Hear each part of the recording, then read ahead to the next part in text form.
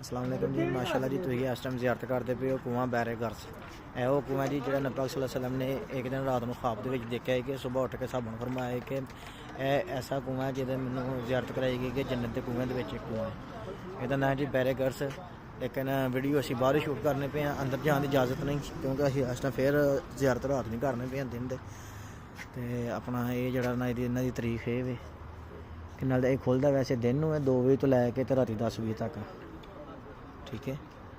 दिने 2 बजे तो लैके रात नूं 10 बजे तक ओपन हुंदा है, उस तो पहलां ये बंद हुंदा है। ਇਹ ਉਹ ਕੁआं जिथे नबी पाक सल्लल्लाहु अलैहि वसल्लम ने इस कुएं दे पानी दे नाल ਜਿਹੜਾ ना गुसल दिता गया सी, ठीक है। ਇਹ सारी लिखी जी उन्होंने तहरीर चेक करो। माशाल्लाह वीडियो अच्छी लगे लाइक करो, कमेंट करो, आईडी नूं फॉलो करो।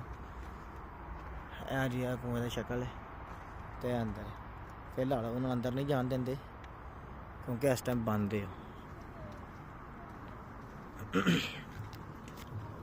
यह कुएं नबी पाक सल्लल्लाहु अलैहि वसल्लम ख्वाब दे विच उन्होंने देखा ही कि अल्लाह पाक ने उन्होंने जन्नत के कुएं दे कुआं दिखाया ही। वो कुएं की उन्होंने फिर सुबह उठ के सहाबा को फरमाया कि कुआं जन्नत के कुएं दे विच एक कुआं है, सही है, यानी खूह पानी वाला देसी लफ्ज़ों दे विच।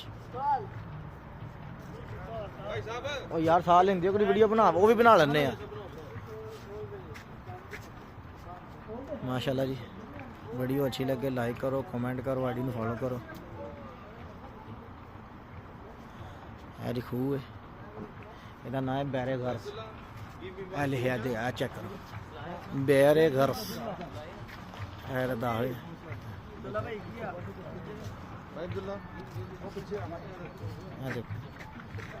देखो लिखी सारी तरीके अगर नक्शा देखना है तो यह देख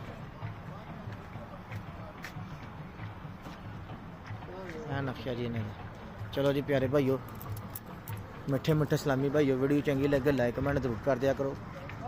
तो माशाल्लाह जो मुसलमान भरा इतने नहीं आ सकता, चलो वीडियो जरिए वो ज़ियारत कर ले।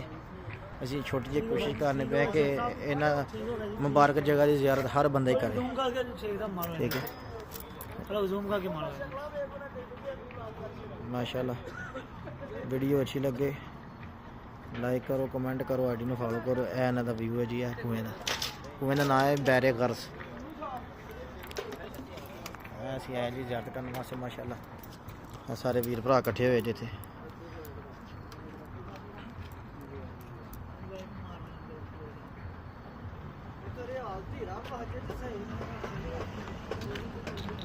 माशाल्लाह इत्थे इहदे नाल ही थोड़ी जी अगे हज़रत सलमान फारसी का बाग है। ए साइड थोड़ी अगे जाइए ना, थोड़ा जी अगे हज़रत सलमान फारसी का बाग है। वीडियो अच्छी लगे लाइक करो, कमेंट करो, शेयर करो, ज़्यादा से ज़्यादा वीडियो शेयर करो कि तुहानूं होर वीडियो विखाईयां जान, मजीद ज़ियारतां कराईयां जान।